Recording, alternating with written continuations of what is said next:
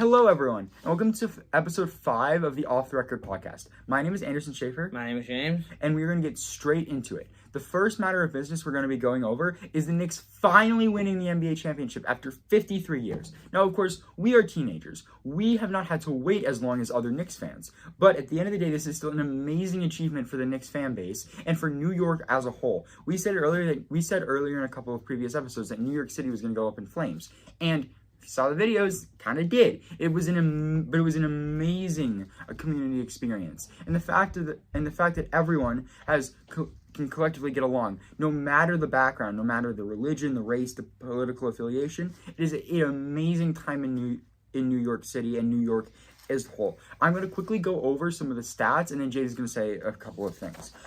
In the game, the Knicks had an EFG of .495 compared to the EFG rating of the Spurs of .493. They had a turnover rate of only 11.9% and an offensive rebound rate of 23.7%, while averaging 104.4 points per game. That is now, while that's not the best, it's not as good as their earlier series. They only allowed 102 points per game, and they won the game in 5. And it was 4-1. They won it in 5 games. They didn't win it in 7 games. They were able to take care of business.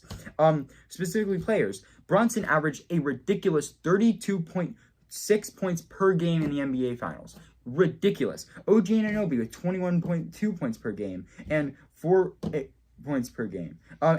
Brunson only averaged about OG Anunoby averaged almost 1.5 blocks per game. This is amazing. OG Anunoby with the clutch performance in Game 4 of the 29-point comeback, and Karl Anthony Towns having 13 points per game, and having excellent defense with 1.4 steals per game. Josh Hart played great. He did very good. He had 7.6 points per game. Mikal Bridges with 10.4. So this team played very good. They did what they had to do. They were able to come back. They were one of the most clutch NBA teams in history. While I don't think they're the best team, as we were discussing a couple of weeks ago, they are still an amazing team that I think has a chance against any team just because of how much they put into it. James, would you like to say a couple of things? I feel like this whole playoffs for the Knicks, it just feels like it's been so dominant. Like, they won it in 5. Like, the only other team that has had to play less playoff games than the Knicks is the 2018 Warriors. I believe the 2018 Warriors played 17 and the Knicks played 18. Yeah. They just played one more. That's incredible. So it's incredible how fast and quick they were able to get it done. Are you sure they? Well, yeah, they've only lost 2 games to do the math. No. So in the first 3 they had 15. No, it's 19. They played 19 games. Oh yeah, they played 19. They went 16-3. 3. Yes. Yes, 16-3. They played 19 games, which is incredible. And yeah. Winning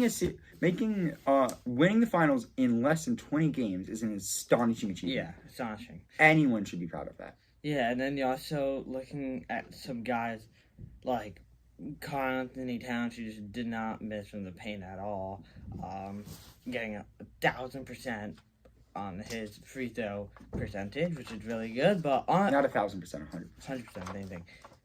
You know what I mean? 1,000% A for extra effort. Anyways, point is, it was just a really dominating performance from the Knicks. On the Spurs, on the other hand, I felt like, they had just that one good game, which is when they won. And you can't choke you just can't choke a 29-point lead. But what do you think is going to happen after that? You go down 3-1 in this series.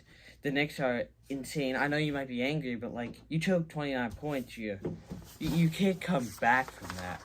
And it should be mentioned that the refs were definitely helping the Spurs. I mean, yeah, Wemby should have been suspended multiple times. He definitely had multiple flagrant fouls that were not called, which is insanity considering the fact that the Knicks still won in 5. Yeah, the fact that the refs were that hard on ensuring that the series continued, and the Knicks were down so much multiple times. They were down over 10 double-digit points every single game in the series after the first quarter, and they still won in 5 games. That's incredible, also considering that the rest were against them. I mean, Wemby, while having 26 points per game, did not play good in the clutch. There was a joke where at the end of game 4, he's like, "I'm in your head" to Mitchell Robinson, and at the end of the game, Mitchell Robinson lets him in his head so he can miss the free throw points, which I thought was funny. Because, yes, if you're going to be in Mitchell Robinson's head, well, Mitchell Robinson is going to screw you up and make you suck at doing free throws. So, this was a amazing performance. Another thing I saw was that every game was for one of the 5 boroughs, and game 3 was for Staten Island. So that is really funny. Yeah. All right. So with that being done, the World Cup is finally here. 4 years. Honestly, And we're back. Been a fast 4 years. Honestly. Yeah, France and Argentina's game, World Finals game. God, that was probably the greatest sports game of all time. I'm not gonna lie. Yeah. It's also the most watched sports game of all time. But yeah, it means the World Cup. Anyways, well, we're finally underway, and we're gonna go group by group. James will be doing the odd letter groups, and I will be doing the even number groups. But he will be making. I won't make commentary on his groups. He might make some commentary on my groups. Yeah. So, I mean, we're like basically a week late, but honestly, who cares? I mean, it has great. It's the largest World Cup in history. 48 teams. 48 teams being played in the greatest country. No, I don't know if I disagree. I don't know if I agree with that, but okay. Anyways, all right. So the first thing that we are going to start off with is that Group A. It has Mexico, Korea, Czechia, and South Africa. Currently, right now, the leaders are Mexico and South Africa. Mexico and Korea. They've each played 1 game. Both won their games.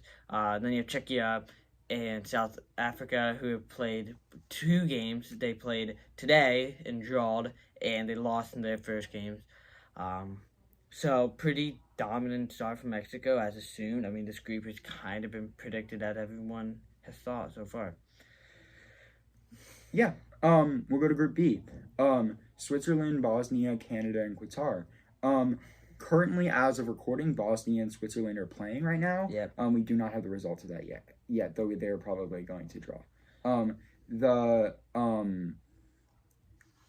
It's very likely that Switzerland qualifies. They are probably the best team in there, but Bosnia is pretty good though too. Qatar played pretty well against. Played pretty well. Was it against Bosnia or Switzerland? Or Canada. I think they played Canada. Yeah, they played Canada.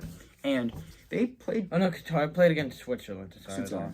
Either way, any of those teams, Qatar is obviously the underdog in this group. And the fact that they were able to draw is great. I mean, we could possibly see them sneak in as maybe a 3rd place wildcard team as they added those this year. This group is probably the middest group in the World Cup. I feel like it could be anyone. All of them have 0 goal. I know. So this is a very mid group. I mean, Switzerland should be able to take it. I believe Canada, I think they could definitely sneak in their way. I mean, I think Canada will. They're going to have to go. Some stuff is going to have to go in their favor. So now we have Group C over here. And so we have Scotland, who's currently winning the group right now. Kind of surprising. Well, very surprising. They had to play Haiti. Brazil had to play Morocco. So, Brazil should have beaten Morocco, but Morocco is not bad. Yeah, it makes sense. Morocco is a very strong team, yeah. I mean, luckily those 2 teams got it out early, so Brazil should be able to beat it up on Scotland and Haiti, just like Morocco. But, yeah, it's a very even group so far. But just like I said, it should be Brazil and Morocco topping the group. And then Group D, the United States, Australia, Turkey, and Paraguay. Paraguay got crushed by the American team 4-1.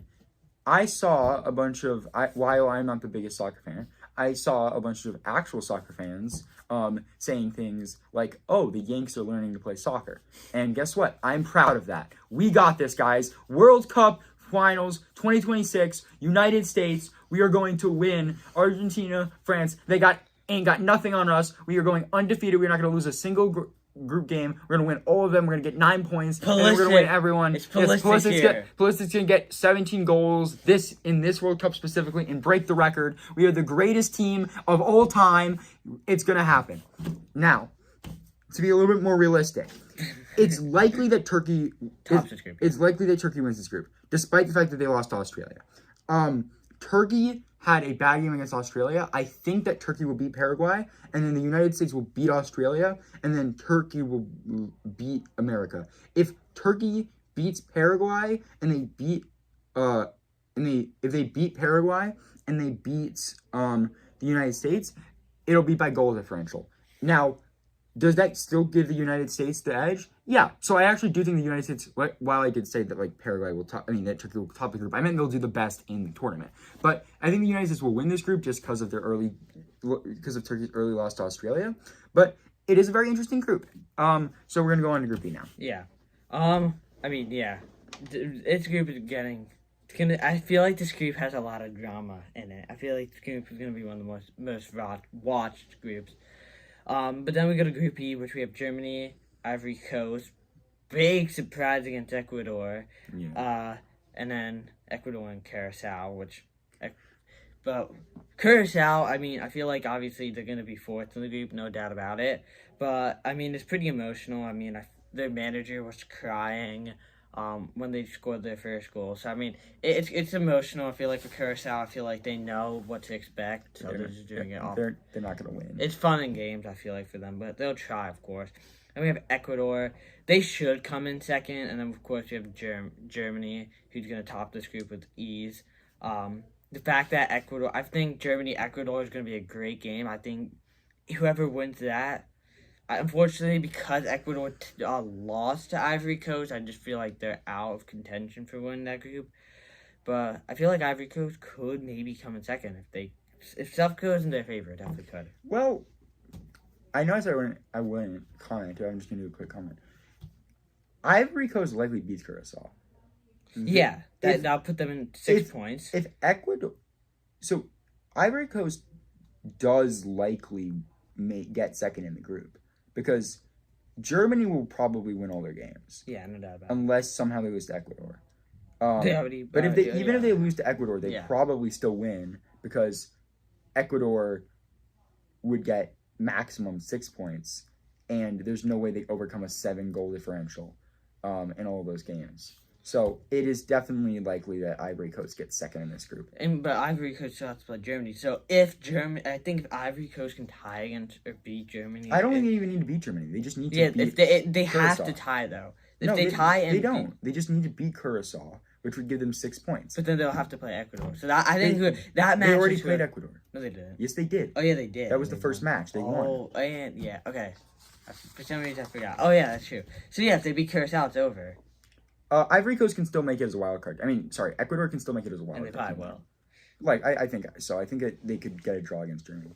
But I'm going to go to Group F. This is probably one of my favorite groups. You got Sweden, Japan, the Netherlands, and Tunisia.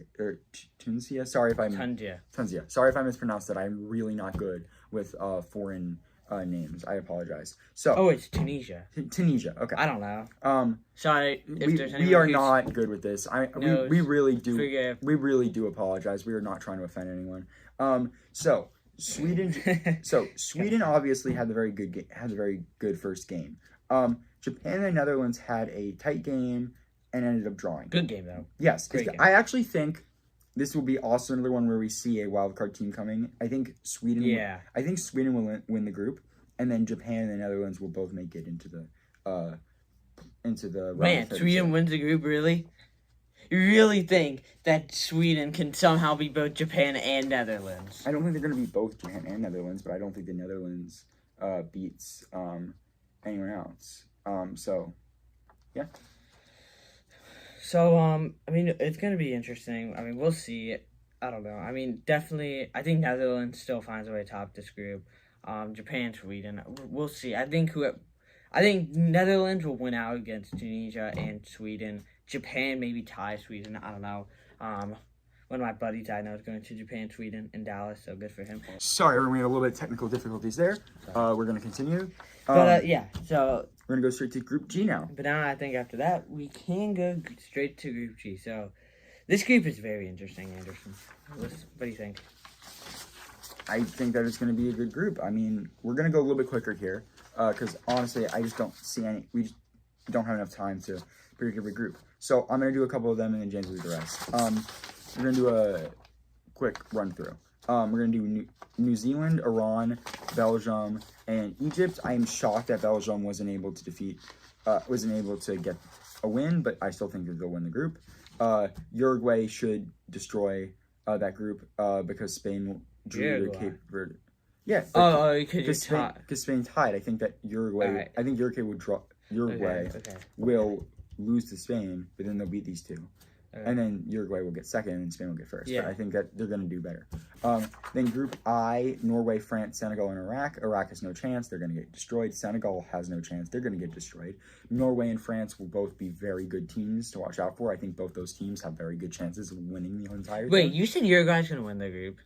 I did. I apologize. I misspoke. Yeah, I think you meant Spain. Yeah, I misspoke. And then Group J. I'll take over from Group J because then we'll have 3 left. Alright, so in Group J, this is like basic all Argentina. I don't think anyone even has a remote chance. I mean, Messi hat-trick, crazy against Algeria. Group K, Colombia. I mean, this group is actually one of my. This group is going to be interesting. I think Uzbekistan and DR Congo are going to come 3rd and 4th. Probably Uzbekistan, but then Colombia and Portugal. I think because Portugal dropped to DR Congo, I think it will become Colombia's game. And now for the final group, England, because they already got Croatia out of the way, they should be able to beat Ghana and Panama. Okay, we're going to be doing a very quick section here. The MLB Power Rankings. I will be doing my top 10. James will be doing his top 10. We're going to give very brief examples on both of ours, and then we'll be over. So, my number 1 team is the Dodgers. They are 6-4 in the last 10 games and have a point differential of plus 144. Pretty self-explanatory. Same with the Braves. While they are only 4-6 in their last 10 games, they are the second best record and have a plus 100 point differential. Brewers are 45-26 with 7-3 in their last 10 games and have a plus 118. So obvious. Now I would put the Yankees over the Braves and the Brewers, but the Yankees just lost Aaron Judge for a couple of weeks, putting their power rankings down to 4th place. The Rays are 5th. Now they're 4-6 in the last 10 games, but they are one of the only few teams in the AL to have a positive point differential. Cardinals are plus 11 with 4-32. They're just with a 6-4 in the last 10. They might arguably be over the Rays, but I think the Rays are slightly better at this point.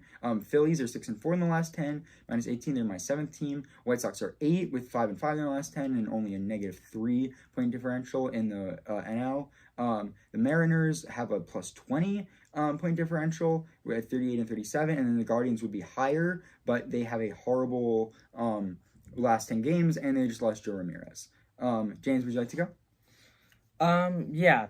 I think it is going to be. I think the Braves are the best team in baseball. I think their bullpen this year has been disgusting.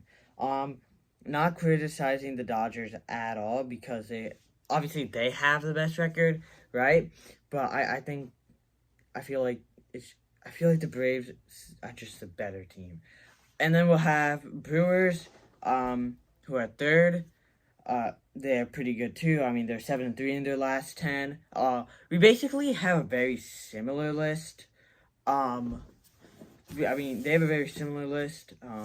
Like most of the same teams are here. My only difference is that He is the Nationals, and he's my first place team is that I have the Brewers at 3rd. I have the Cardinals over the Yankees, in my opinion. I think because you lost Aaron Judge, I just think that the Cardinals are the better team. Yankees 5th. Rays, I think they're a very overrated team. I agree with that. But so I think them. they're in 6th. 7 is Phillies. They're 6-4 in their last 10, but overall they have been very hot. So I think 7 is a respectable place. Now the White Sox being at 8 after sucking for the last 3 years, magically they turned it around. So they're 8th. Guardians at 9th. I think they lost Jose Ramirez. I said Joe. Yeah, for some reason, Joe, Jose Ramirez, but I feel like he's been lost before, but I feel like the Guardians have always found a way to been like, yeah, we're going to be a competitive team, even without Jose Ramirez. That's always been the Guardians. Guys, I'm really bad with these.